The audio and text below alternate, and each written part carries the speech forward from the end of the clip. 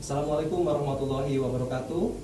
Perkenalkan, saya Rinaldo Adi Pratama, SPD MPD. Saya merupakan dosen program studi pendidikan sejarah dan mengampu mata kuliah sejarah Indonesia masa Orde Baru hingga Reformasi. Mata kuliah ini merupakan mata kuliah wajib berbobot 3 SKS yang harus ditempuh oleh mahasiswa pada program studi pendidikan sejarah di semester 6. Pada mata kuliah ini mengkaji berkaitan dengan peristiwa dari masa Orde Baru mulai dari 1966 hingga masa Reformasi. Perkuliahan ini mengharuskan mahasiswa untuk mengkaji permasalahan atau peristiwa sejarah pada masa Orde Baru melalui metode pembelajaran case method. Sekian, terima kasih. Wassalamualaikum warahmatullahi wabarakatuh. Baik, assalamualaikum warahmatullahi wabarakatuh. Waalaikumsalam warahmatullahi wabarakatuh. Selamat siang dan salam sejahtera untuk kita semuanya. Tabib pun. Ya pun. Baik, teman-teman mahasiswa semuanya, senang sekali kita bisa bertemu kembali di mata kuliah sejarah Indonesia masa Orde Baru hingga Reformasi. Dan pada pertemuan siang hari ini kita sudah memasuki minggu ke-15 ya. Apa ada yang tidak hadir pada hari ini?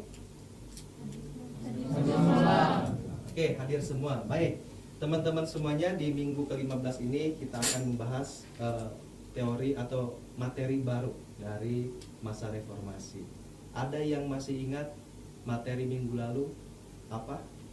Oke, silakan. Baik Pak, sebelumnya perkenalkan nama saya Aji Zulakim.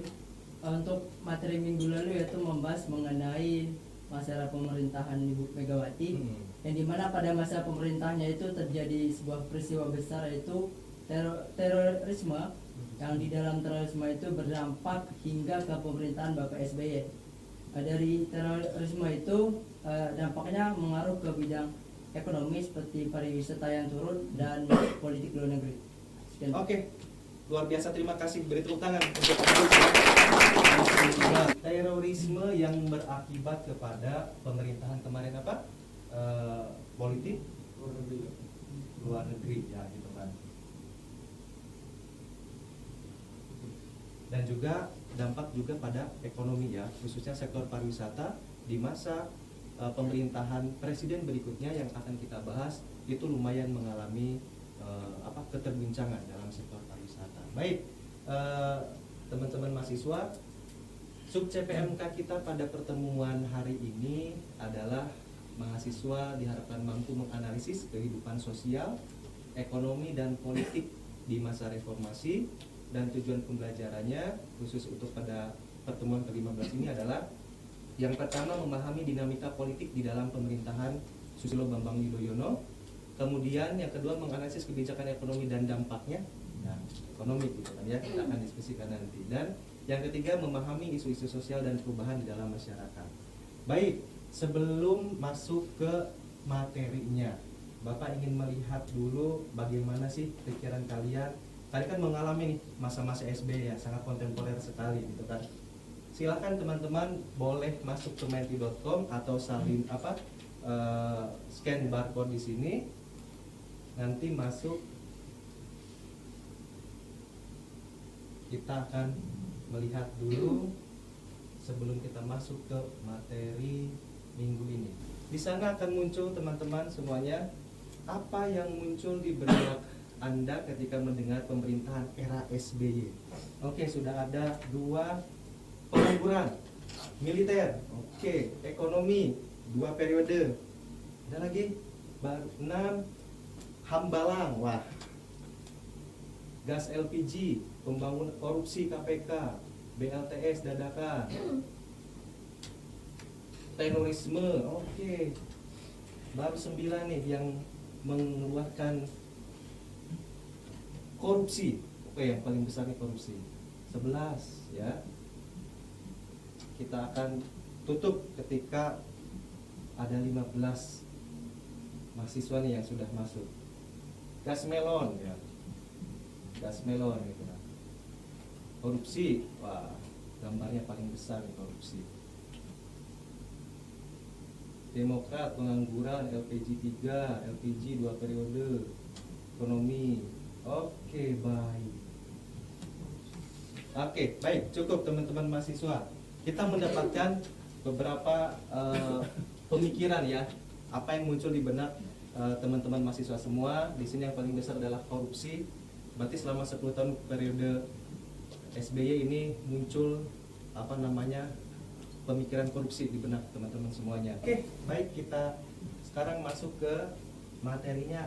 Seperti apa sih pemerintahan pada masa SBY? Itu kan dilihat dari 3 faktor. Yang pertama dari politiknya, ekonominya, dan sosialnya. Terima kasih kepada teman-teman semuanya sudah berpartisipasi. Nah, sekarang kita masuk ke materi politik, ya, dinamika politik di dalam pemerintahan SBY.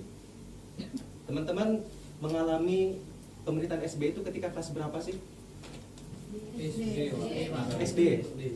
Masuk SD tahun berapa berarti? 2008. Oh, berarti mau ke 2007, 2008 ya gitu. Artinya SBY di periode terakhir, di periode satunya dan menuju ke periode 2. Oke.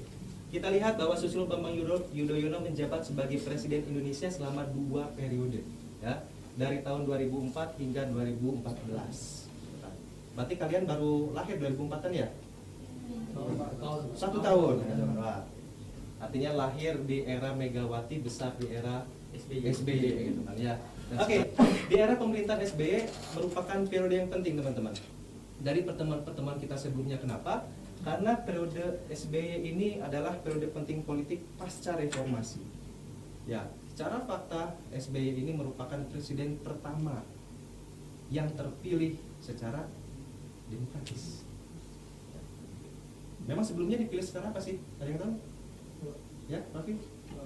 Izin menjawab Pak. Silakan. Untuk presiden-presiden sebelumnya itu dipilih melalui musyawarah dari MPR dan DPR itu sendiri.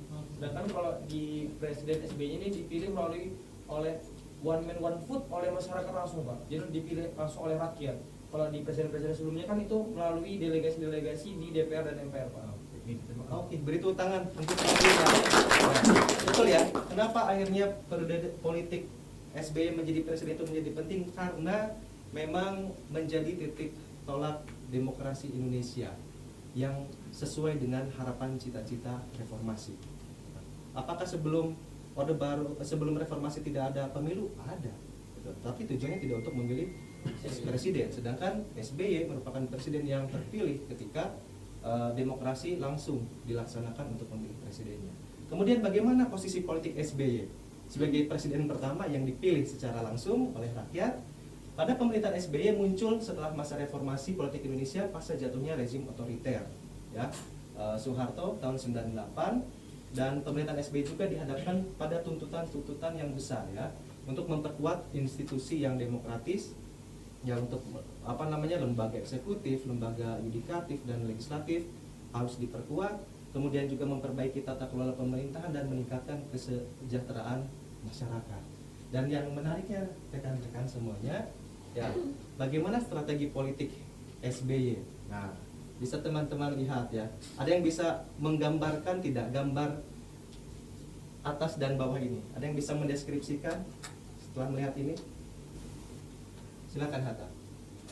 Baik, terima kasih Bapak.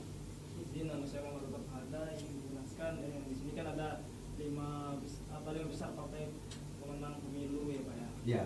Di mana yang saya kenal dari 2009 yaitu pada saat itu Demokrat sebagai pemenang pemilihan umum yang mana mendapatkan jatah eksekutif pada zaman itu, dan yang cukup kuat lawannya itu adalah PDIP yang cukup vokal gitu untuk bersuara di legislatifnya gitu Pak.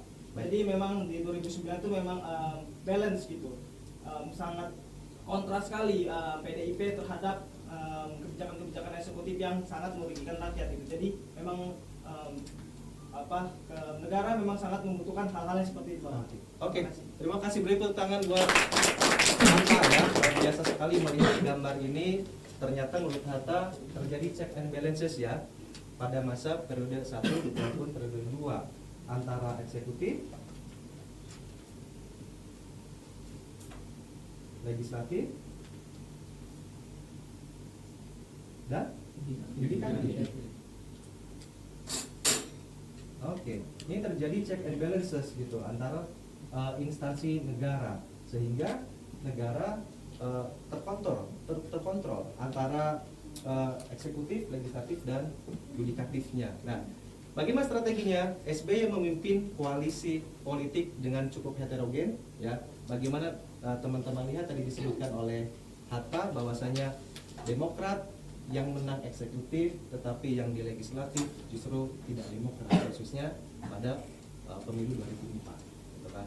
Walaupun di 2009 Demokrat pemenang legislatif, tetapi ketua MPR-nya dari PDIP, Taufik Kemas. Ya, dan nama Taufik Kemas diabadikan menjadi bandara di provinsi kita, Provinsi Lampung. Ada yang tahu di mana? Jauh Pak, di pesisir barat. Pesisir barat, kampung halaman kamu ya? Iya. Oke, di Krui ya, bandara Taufik Muhammad Taufik Kemas, gitu kan ya. Itu pernah menjadi ketua MPR pada masa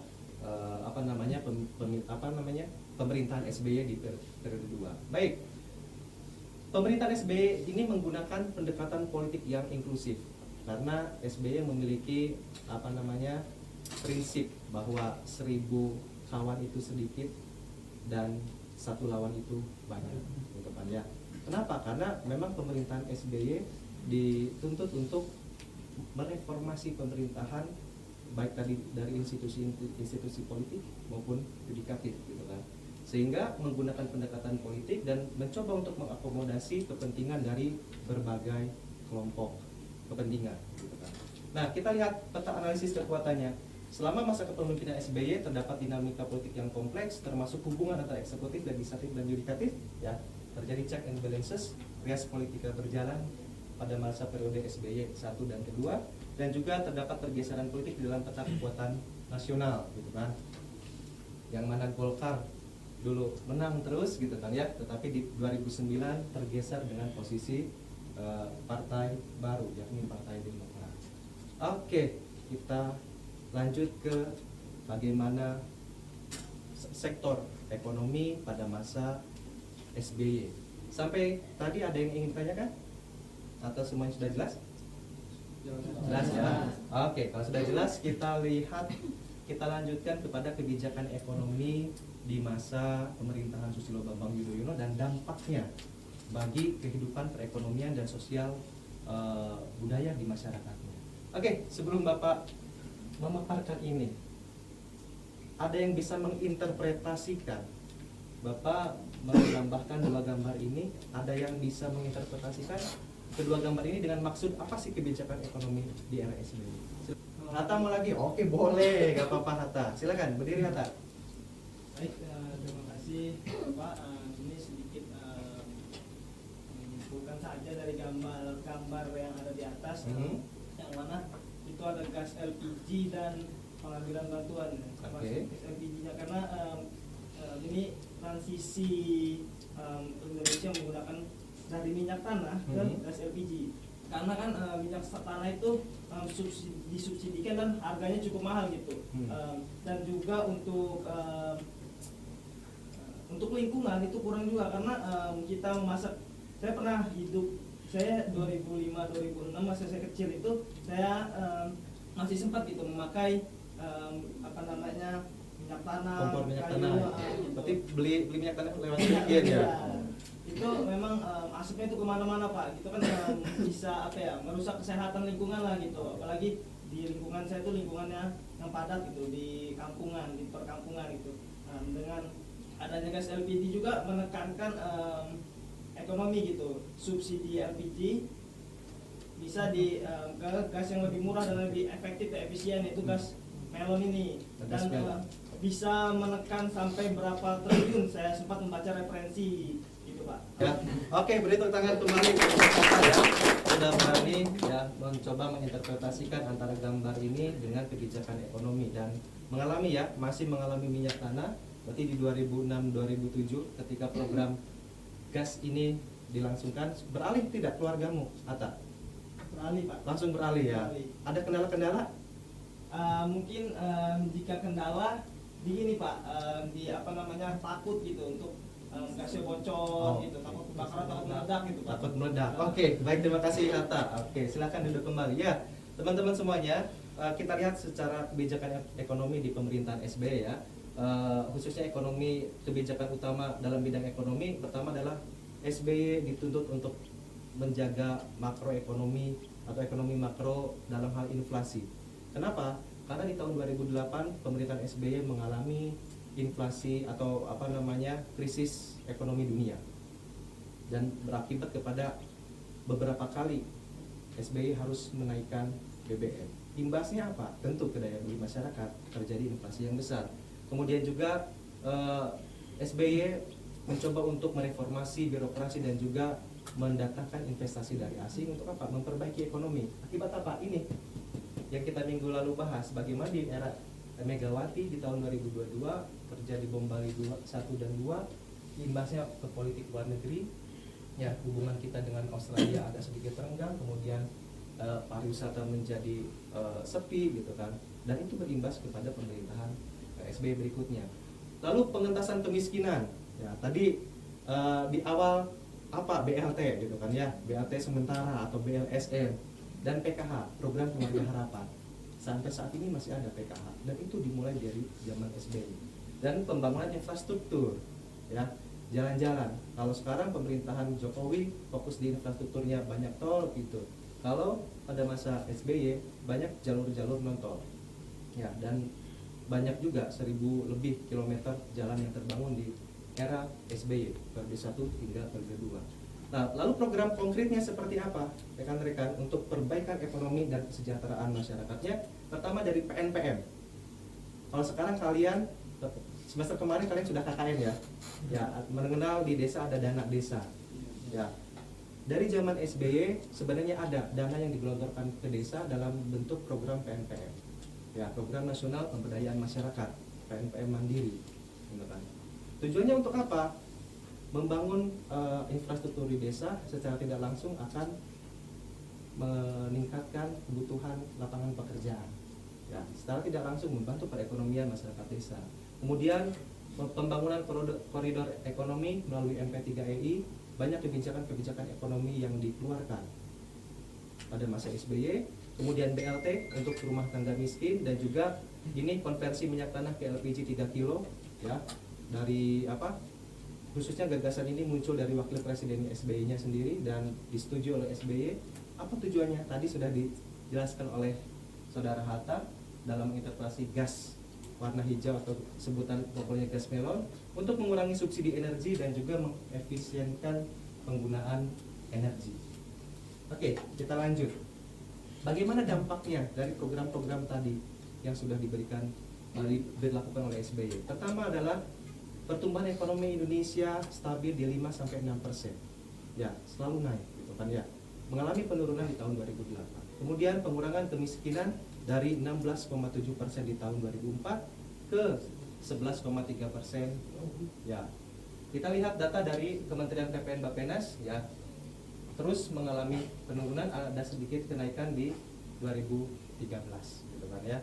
Dan juga kesejahteraan masyarakat, peningkatan kualitas hidup. Melalui apa? Program pendidikan. Baik teman-teman, dari materi tadi kira-kira bagaimana tanggapan Anda atau bagaimana Anda menyikapi dari pemerintahan era SBY dari paparan-paparan yang sudah? Ada yang mau menyampaikan? Ayo Pak. Oke, silakan. Oke, izin Pak menyampaikan menyikapi dari pemerintah SBY. Setelah dari pemaparan Bapak tadi, saya menyimpulkan ada dua hal. Yang pertama, ada sisi positif maupun negatif. Bagaimana sisi positifnya ini? Ternyata SBY bisa meningkatkan jumlah taraf hidup yang bagus, meningkatkan kualitas hidup yang bagus, dan meningkatkan pendapatan negara yang lumayan signifikan menurut saya, dari 5-6% tersebut ya guys. Sehingga tapi di lain hal itu juga ternyata di zaman SBY pun ada dampak negatifnya, yaitu dari orang-orang sekitarnya, orang-orang partainya terlibat korupsi dan kasus-kasus yang belum terselesaikan. Bagaimana kasus-kasus dari Hambalang, Lumpur Lapindo, dan kasus Munir pun belum terselesaikan sampai sekarang. Mungkin itu Pak. Oke, beri tepuk tangan. Oke, baik ya. Baik, rekan-rekan semuanya, sekarang kita berdiskusi secara berkelompok. Kita bagi menjadi 4 kelompok. pas ini ada 4 baris, jadi 1 baris 1 kelompok. Silakan rekan-rekan ya, kita simak videonya dulu. Dari video ini rekan-rekan nanti berdiskusi mengenai pandangan rekan-rekan terhadap kasus atau case yang akan dimunculkan di video ini.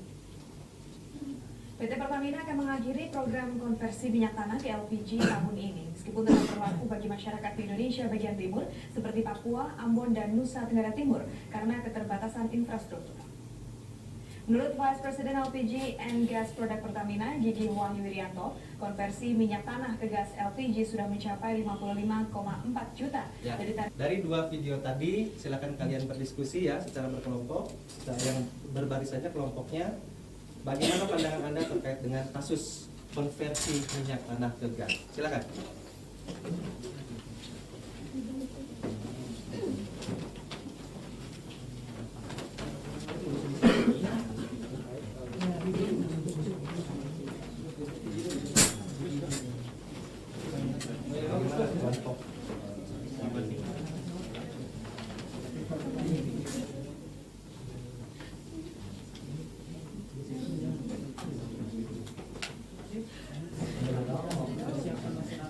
Oke, baik.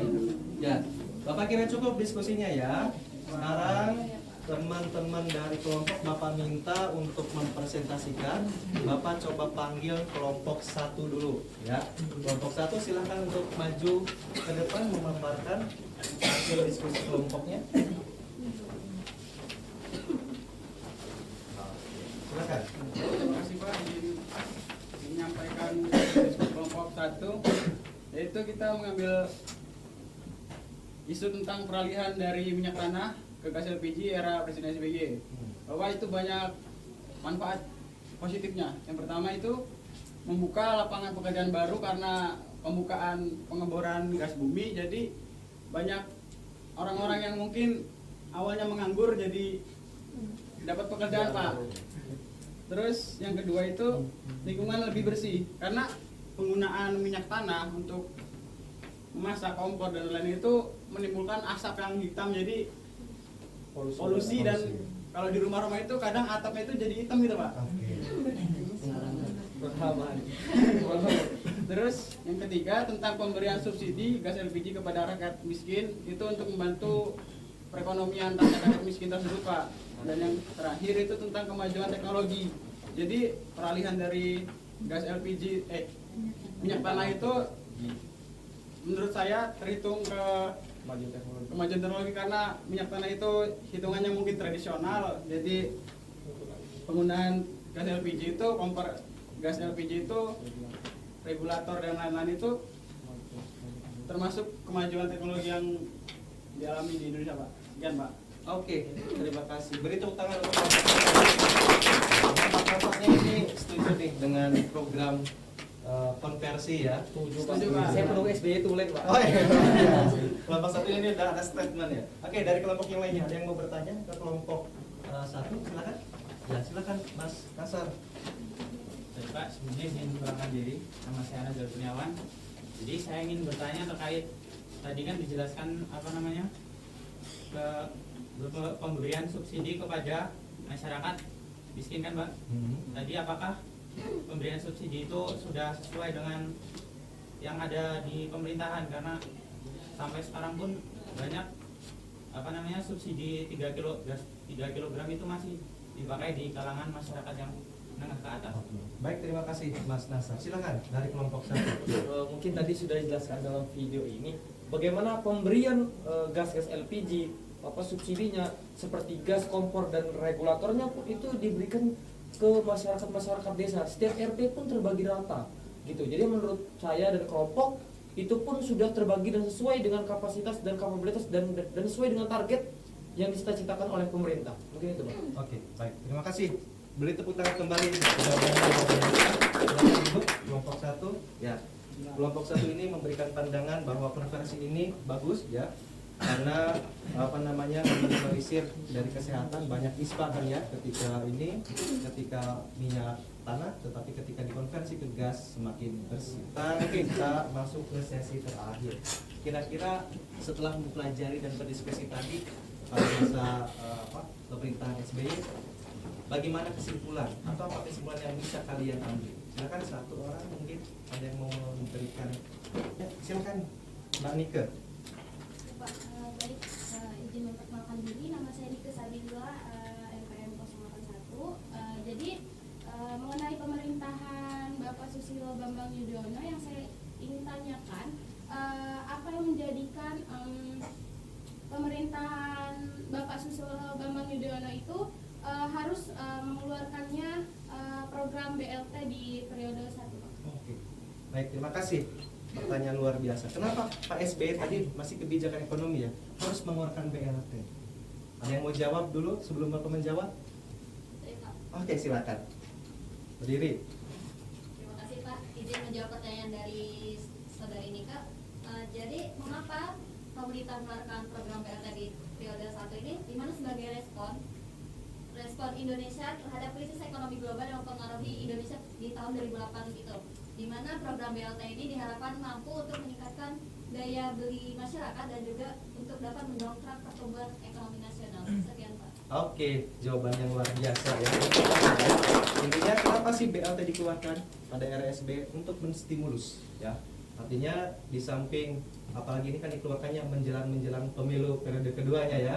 Di samping mungkin ada hal-hal di luar sana, tetapi memang betul di tahun 2008 terjadi krisis moneter yang luar biasa sehingga memaksa tadi bagaimana untuk mengatasi krisis ekonomi, memberikan bantuan langsung tunai gitu kan. Dan nanti ada BLSM di tahun 2013 menjelang pemilu di tahun 2014. Oke, ada pertanyaan lain lagi atau mungkin ada yang mau memberikan kesimpulan? Oke, silakan Mas. Izin perkenalan ibu, nama saya Muhammad Sulaiman Pak. Dari kesimpulannya ingin bertanya Pak, kan di di gas LPG itu ada bertuliskan tentang hanya untuk masyarakat miskin ya Pak. Nah, dari tulisan itu apa hanya untuk alibi atau bagaimana sih Pak? Kenapa bertuliskan di tabung gas tersebut hanya untuk masyarakat miskin? Karena kan semua kalangan kan merasakan kan dengan adanya gas LPG tersebut. Terima kasih Pak. Baik, terima kasih Mas Sule. Ya, ada yang mau jawab sebelum Bapak jawab? Kenapa sih kok di gas melon itu ya ditulis untuk masyarakat miskin? Terus yang nggak miskin nggak boleh gitu? Kesannya kayak diskriminasi gitu. Ya, kenapa? Karena memang gas yang berwarna hijau itu diberikan subsidi sehingga harganya murah, di bawah 20.000. Ya, ketika diluncurkan harganya 14.000 sampai 15.000. Kenapa bisa murah? Ya karena disubsidi oleh pemerintah. Ya, sedangkan yang untuk masyarakat yang memang mampu tidak disubsidi, gasnya yang warna biru. Yang 12.000. Oke, baik. Terima kasih rekan-rekan. Apa kesimpulan kita pada hari ini ya? Selama pemerintahan SBY 2004 sampai 2014, kebijakan ekonomi berhasil menjaga stabilitas perekonomian secara makro ya, walaupun tadi masih ada masalah-masalah di urusan korupsi ya. Di sisi sosial, isu kemiskinan, pengangguran, korupsi dan konflik-konflik sosial juga masih menjadi tantangan utama untuk kita. Dan secara keseluruhannya pemerintahan SBY ini berhasil menciptakan perubahan positif di dalam ekonomi dan politik dan kesejahteraan masyarakat meski tantangan signifikan tetap ada. Oke, saya kira cukup pertemuan kita sampai di sini. Tugas teman-teman semuanya untuk minggu depan adalah melakukan review artikel jurnal ya. Oke, rekan-rekan semuanya nanti bisa buka akses kelasnya. Ya. Di Fiklas pertemuan ke-15 ya sudah disampaikan, ada materinya dan teman-teman di sini silahkan menginput atau mengsubmit tugasnya, yakni mereview jurnal mengenai korupsi ya di era SBY, khususnya Cicak versus Buaya. Oke, cukup jelas semuanya? Cukup jelas semuanya? Tidak ada lagi pertanyaan? Kita tutup pertemuan kita sampai di sini. Terima kasih banyak atas partisipasi dan kontribusi aktifnya pada diskusi kita pada hari ini. Kita berjumpa lagi insya Allah minggu depan, review dan kita akan melaksanakan UAS. Ya, Bapak tutup. Mohon maaf apabila ada kesalahan. Bila taufiq wal hidayah. Wassalamualaikum warahmatullahi wabarakatuh. Waalaikumsalam warahmatullahi wabarakatuh.